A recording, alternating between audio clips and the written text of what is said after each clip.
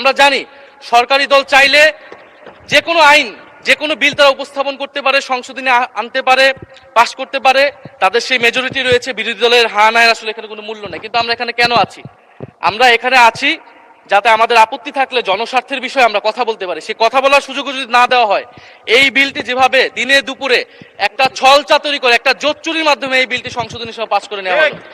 মাননীয় স্পিকার, এটা আমরা প্রতিবাদ জানাচ্ছি।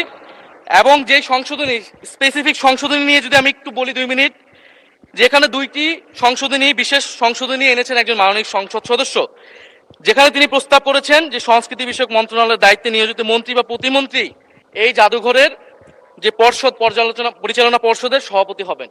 আগের সংশোধনীর আগের বিলটিতে ছিল যে একজন বিশেষজ্ঞ, সরকার কর্তৃক নিয়োজিত একজন বিশেষজ্ঞ সেটার প্রধান হবেন। এখানে কিন্তু সরকারি নিয়োগ দিবেন, কিন্তু সংস্কৃতি মন্ত্রণালয়ের অধীনে অনেকগুলো প্রতিষ্ঠান আছে, শিল্পকলা আছে, নজরুল একাডেমি আছে, বাংলা একাডেমি আছে, জাতীয় জাদুঘর আছে।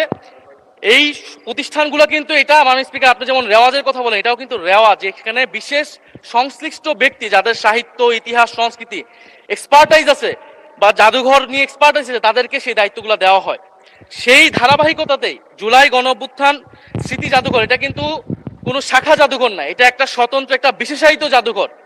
যেই জাদুঘরের গঠিত হওয়ার সময় সকল পক্ষের মতামত নেওয়া হয়েছে, যেই জাদুঘরের স্মৃতি কথাতেও সকল পক্ষের, পুরা আমাদের শুধু গণ অভ্যুত্থানের নয়, আমাদের গত 16 বছরের ফ্যাসিবাদ লড়াইয়ের স্মৃতিগুলো নেওয়া হয়েছে, সবকিছুই সেখানে আছে। কিন্তু এখন যদি মন্ত্রীকে সেখানে বসানো হয়, প্রথমত এটা রেওয়াজ ভঙ্গ করা হয়, দ্বিতীয়ত এটা যে আমরা যে সরকারের, বর্তমান সরকারের প্রবণতা দেখছি বাংলাদেশের সকল প্রতিষ্ঠানকে দলীয়করণ করা, সেটারই একটা ধারাবাহিকতা মাননীয় স্পিকার।